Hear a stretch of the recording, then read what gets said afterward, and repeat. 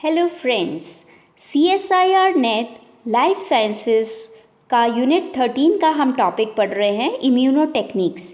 इसमें हमने स्टार्ट किया था इम्यूनो टेक्निक्स में first part ELISA enzyme linked immunosorbent एसे।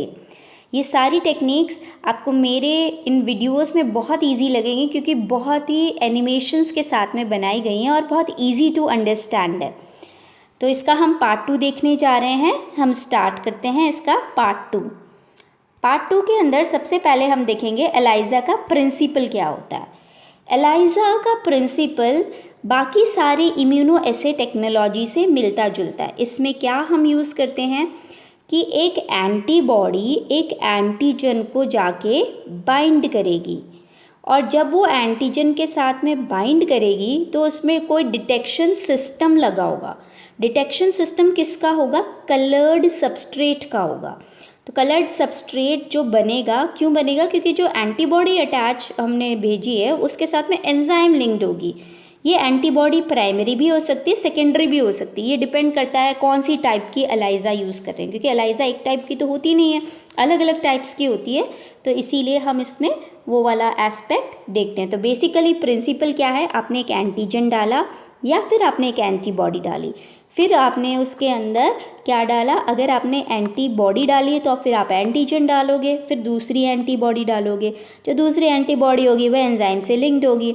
अदरवाइज आप क्या कर सकते हो, एक एंटीजन डाला है और उसमें एंटीबॉडी डाली है, वो एंटीबॉडी एंजाइम से लिंक्ड है, या फिर दूसरी एक और एंटीबॉडी डाल रहे हो वो एंजाइम से लिंक्ड है। और जब वो एंजाइम से लिंक्ड है फिर उसके बाद में जैसे आपने सबस्ट्रेट डाला तो कलर बन गया और वो कलर जो है वो डिटेक्ट कर लिया जाता है। ये है अलग अलग तरह के एंटीजन। एक सैंपल में हम समझ लेते हैं कि बेसिकली कैसे काम करता है। तो एंटीजन आपको पता है अलग अलग शेप्स के होते हैं। अब यहाँ पे आकर के एक प्राइमरी एंटीबॉडी आकर के अटैच हो जाती है। अब इस प्राइमरी एंटीबॉडी पे एक सेकेंडरी एंटीबॉडी अटैच हुई है। ये जो सेकेंडरी एंटीबॉडी अटैच हुई है इसमें आप देख रहे हो एंजाइम क्या है? लिंक्ड है। तो अब आपने एक सबस्ट्रेट ऐड किया। जैसे ही आपने सबस्ट्रेट ऐड किया, सबस्ट्रेट ने अपना कलर बदल दिया क्योंकि एंजाइम ने उस सबस्ट्रेट के साथ में रिएक्ट किया है। तो ये जो कलर चेंज है यही प्रिंसिपल हम इसमें यूटिलाइज करते हैं। नाउ हम देख लेते हैं इसमें इक्विपमेंट क्या क्या यूज़ होते हैं। इक्विपमेंट में इसमें माइक्रो टाइटर प्लेट तो डेफिनेटली यूज़ होती है। सेकेंड इक्विपमेंट है मल्टी पिपेट। एक साथ आप सारे वेल्स के अंदर आसानी से फिल कर सकते हो। 100 माइक्रोलीटर सोल्यूशन इस एक वेल के अंदर इजीली एक साथ फिल कर सकते हो। वॉशिंग डिवाइस मैंने आपको पहले ही बताया था टर्मिनोलॉजी में पार्ट फर्स्ट में कि वॉशिंग करना होता है इसको बार बार, बाउंड और अनबाउंड हटाने के लिए। तो ये एक तरह की वॉशिंग डिवाइस है, ये भी इसमें यूज़ की जाती है।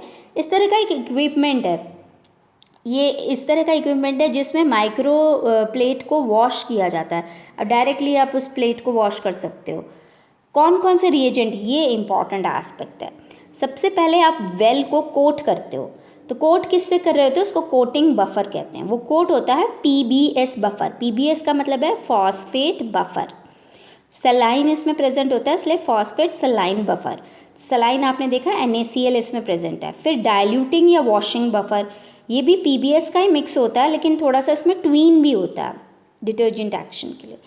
फिर ब्लॉकिंग बफर होता है। ब्लॉकिंग बफर में आप बोवाइन सीरम एल्ब्यूमिन यूज़ करते हो। ब्लॉकिंग बफर क्या करता है? ब्लॉकिंग बफर जो अननेसेसरी के जो एंटीजन्स वगैरह होते हैं उनको क्या करता है? ब्लॉक कर देता है, उन साइट्स को ब्लॉक कर देता है। मतलब एक्स्ट्रा रिएक्शन ना शो करे, इसलिए मैक्सिमम जो डिफरेंट साइट्स होते हैं उसको ब्लॉक करने का काम ब्लॉकिंग बफर करता है। एंजाइम मैंने बताई थी पार्ट फर्स्ट में, हॉर्स रेडिश परऑक्सीडेज यूज़ की जाती है, अल्कलाइन फॉस्फेटेज यूज़ की जाती है। क्रोमोजेनिक सबस्ट्रेट अभी हमने देखा था ना जो कलर बदल रहा था, कौन सा होता है? Trimethyl benzidine TMB। और एक स्टॉप सोल्यूशन, रिएक्शन स्टॉप करने के लिए हम 0.5 मोल H2SO4 यूज़ करते हैं। ये रीडिंग के लिए हम क्या यूज़ करते हैं? स्पेक्ट्रोफोटोमीटर। मैंने पहले ही आपको बताया था।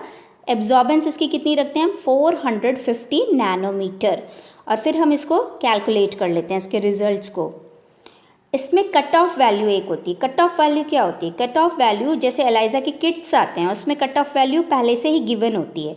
कट ऑफ वैल्यू क्या होती है कि जो 90% नॉर्मल पॉपुलेशन है वो नेगेटिव है, below the cut off value. तो कट ऑफ वैल्यू के नीचे आती है 90% वैल्यू। जो 10% है वो कट ऑफ वैल्यू के ऊपर आती है। तो किट पे मेंशन दे रखी होती है कि एक पर्टिकुलर एंटीजन की या एंटीबॉडी की कट ऑफ वैल्यू कितनी है। एलाइजा एक सेमी क्वांटिटेटिव मेथड है और जो कैलकुलेशन है इसमें ऑप्टिकल डेंसिटी पे की जाती है। स्पेक्ट्रोफोटोमीटर में हम ओडी निकालते हैं, हमें पता है फॉर्मूला क्या है, सैम्पल वैल्यू। आपको सैम्पल की वैल्यू निकालनी तो सैम्पल का ओडी कितना है divided by cut off OD. Range of values हम कैसे डिटेक्ट करते हैं, तो आपके सैम्पल में अगर आपने डिफरेंट एंटीबॉडीज़ यूज़ की हैं उसके हिसाब से वैल्यूज़ अलग अलग होती हैं। जैसे आप IgM भी यूज़ करते हो, G भी कर सकते हो, A भी कर सकते हो। तो इसमें नेगेटिव वैल्यूज़ भी होती है, बॉर्डर लाइन भी होती है, पॉजिटिव वैल्यूज़ भी होती है। नेगेटिव वैल्यू देख लेते हैं IgM की, लेस देन 0.8, बॉर्डर लाइन होती है 0.8 से 1 और पॉजिटिव होती है मोर देन 1। IgG की नेगेटिव वैल्यू होती है लेस देन 125, बॉर्डर लाइन होती है 125 से 225 और पॉजिटिव होती है मोर देन 225। IgA की नेगेटिव वैल्यू होती है less than 200, border line negative की होती है 201 से 300, बॉर्डर लाइन पॉजिटिव की होती है 301 से 350 एंड पॉजिटिव की होती है मोर देन 350। ये कुछ रेंज वैल्यूज़ है जो रिजल्ट में देखने को मिलती है। एलाइजा के लिए आप सैम्पल कौन सा लोगे, आप सीरम ले सकते हो, ब्लड सीरा कलेक्ट कर सकते हो, सेरिब्रोस्पाइनल फ्लूइड कलेक्ट कर सकते हो, स्पटम यूज़ कर सकते हो, यूरिन, सेमेन, सुपरनेटेंट किसी कल्चर का या स्टूल के सैंपल। ये सारे सैंपल्स एलाइजा के लिए बेटर सैंपल्स होते हैं। स्टेप्स हम देख लेते हैं। पहला स्टेप क्या है, आप कोट करते हो आपका जो माइक्रो टाइटर वेल है, किससे कोट करते हो, एंटीजन या एंटीबॉडी के साथ में। कोट करने के बाद में आप क्या करोगे, उस वेल को वॉश करोगे, क्योंकि ज़रूरी थोड़ी ना कि सारी एंटीजन और एंटीबॉडी वेल में लग जाएंगी, जो नहीं लगेगी आपको वॉश ऑफ करके हटानी पड़ेगी। अब आप इसमें एक ब्लॉकिंग बफर ऐड करोगे, ब्लॉकिंग बफर ऐड करके फिर से वॉश कर दोगे। ब्लॉकिंग बफर ऐड करके वापस से वॉश क्यों किया, ताकि जो भी अनबाउंड चीज़ें हैं वो उसमें से हट जाएं। अब आपने टेस्ट सैंपल ऐड किया, टेस्ट सैंपल ऐड करने के टेस्ट सैंपल आपका जो भी ब्लड सैंपल है, सीरम सैंपल है, वो ऐड किया। अब वो भी उसमें बाइंड हुआ है या नहीं हुआ है, उसके बाद में आप वापस से नेक्स्ट वॉश करोगे। नेक्स्ट अब आपने क्या किया है, एंजाइम डाली है। अब ये वाली एंजाइम डालोगे, कौन सी एंजाइम, जो एंटीबॉडी से अटैच्ड है। जब आपने एंटीबॉडी से अटैच्ड एंजाइम डाली तो आप उसको वापस से वॉश कर रहे हो। अब आप इसमें सबस्ट्रेट डालोगे और सबस्ट्रेट डालते ही उसमें स्टॉप सोल्यूशन डालोगे। जो भी कलर आएगा उसको आप स्पेक्ट्रोफोटोमीटर पे 450 नैनोमीटर पे रीड करोगे। ये स्टेप्स है एलाइजा के। हम यहाँ पे देख लेते हैं कौन सी एंजाइम हम यूज़ करते हैं और कौन सा सबस्ट्रेट यूज़ करते हैं। ठीक है, जो भी हम सबस्ट्रेट यूज़ करते हैं वो पहले कलरलेस होता है, ये हमेशा ध्यान रखना। ठीक है, और जब रिएक्शन हो जाता है तो वो कलर डेवलप कर देता है।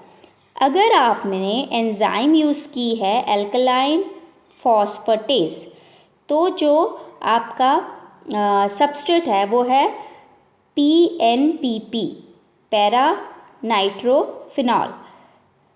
क्रोमोजन जो है वो PNPP प्लस डाईइथेनडामाइन और MgCl2 है। स्टॉपिंग के लिए आप इसमें दूसरी चीज़ डालोगे, 1 मोल सोडियम हाइड्रोक्साइड डालोगे। अगर आपने एंजाइम यूज़ किए हॉर्स रेडिश पेरोक्सीडेज, तो सबस्ट्रेट आपका होगा हाइड्रोजन पेरोक्साइड। क्रोमोजन जो होगा वो trimethyl benzidine TMB plus phosphate citrate buffer होगा। स्टॉपिंग के लिए 1 मोल H2SO4 डालोगे। हॉर्स रेडिश पेरोक्सीडेज यूज़ करें, सबस्ट्रेट भी H2O2 है, लेकिन क्रोमोजन क्या है, ओ फिनाइलिन डाईअमाइन प्लस HCl। तो आप इसका स्टॉपिंग क्या लोगे, 1 मोल HCl। नाउ हम देख लेते हैं different types of ELISA. ELISA basically 2 types में डिवाइड की जाती है, non competitive and competitive. Non competitive में आता है इनडायरेक्ट एलाइजा, डायरेक्ट एलाइजा और सैंडविच एलाइजा, और कॉम्पिटिटिव अलग से हम देखते हैं। ये हम हमारे पार्ट 3 में देखेंगे। तो हम पढ़ रहे हैं इम्यूनो टेक्निक्स का ELISA. Myself doctor Aarti Sharma from Siddhivinayak Institute of Life Sciences. आप एलाइजा का जो पार्ट 3 है उसके अंदर हम डिफरेंट टाइप्स ऑफ एलाइजा देखेंगे, animated, easy to understand, watch in series. Thank you.